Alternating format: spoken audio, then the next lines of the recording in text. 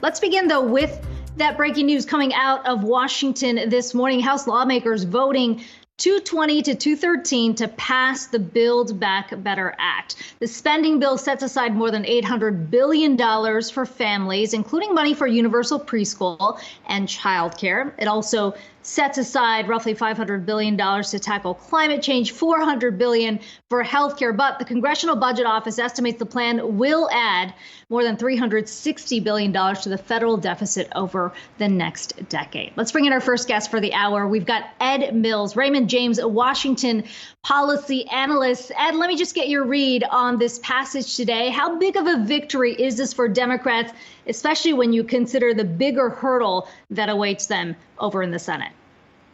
Kiko, this is a significant step forward. I don't think you can yet call it a victory. The bigger hurdle, as you highlight, is going to be in the Senate. What we have said all year long is that you look at the calendar, you find times when members of Congress want to be home or elsewhere versus DC, and those were going to be the catalyst to get it passed.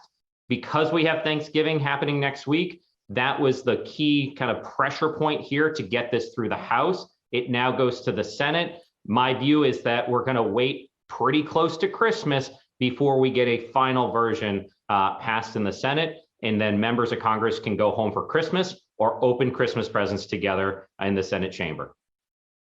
Well, sounds like you got that wrapped up with a neat little bow there. I'm just wondering what is going to be dropped or changed in the bill in the Senate, if you have any clues in that regard. Yeah, Jared. So you would have to first look at some policy changes. The House does not have the same rules as the Senate. The Senate does not allow policy changes to occur that are not directly tied to revenue. So some of the provisions related to labor, related to some new creations of programs, perhaps on the paid family leave, those type of things are more likely than not to come out as part of what's known as the bird bath by the Senate parliamentarian implementing the bird rule. Additionally, you could see some downward pressure on the total price tag. Senator Manchin has been very clear that he does not want something to use the budget gimmicks that the House has done. So ultimately, we could see something closer to 1.5 versus the 1.75 here. And then finally, the big thing you have to work out is what are we doing with state and local tax deductions? The House includes a limit of a deduction up to $80,000, increasing it from $10,000. The Senate likely will want to put income caps on that provision. Ed, specifically on the price tag here, roughly $2 trillion. We got that estimate from the Congressional Budget Office saying this is going to add more than $360 billion to the federal deficit. We've heard the Biden administration say that this number doesn't include the IRS enforcement, which would ultimately, in their argument, get it down to zero. How do you view that?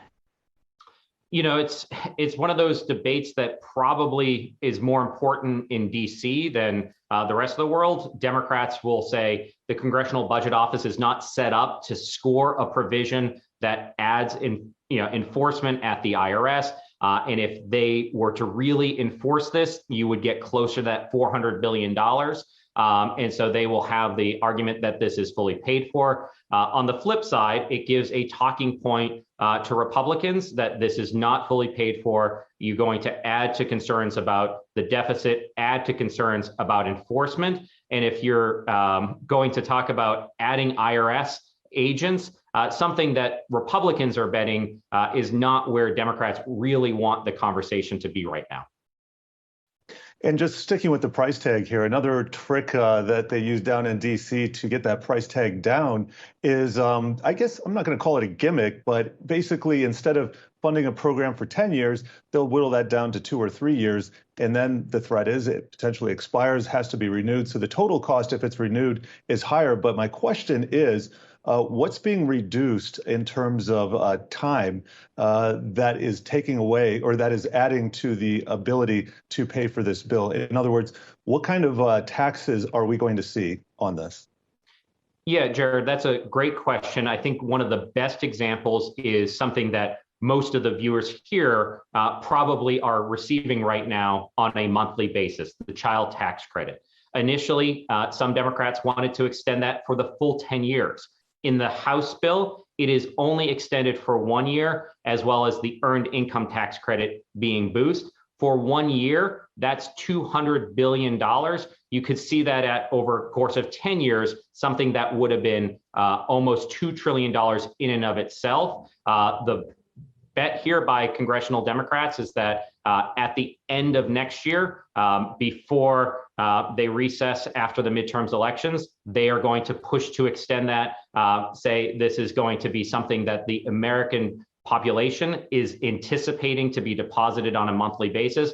Pulling that away could be something that Democrats are looking to fight for in the midterm elections. At bottom line, when you look at the bill just as it passed the House, what's going to be the ultimate economic impact? You know, Akiko, I think it's honestly too soon to tell.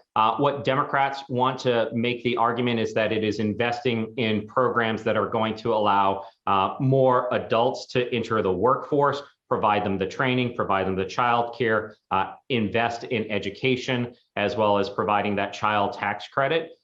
Republicans are concerned about establishing new bureaucracies, establishing new government programs, and spending money in a way that could add to inflationary pressures.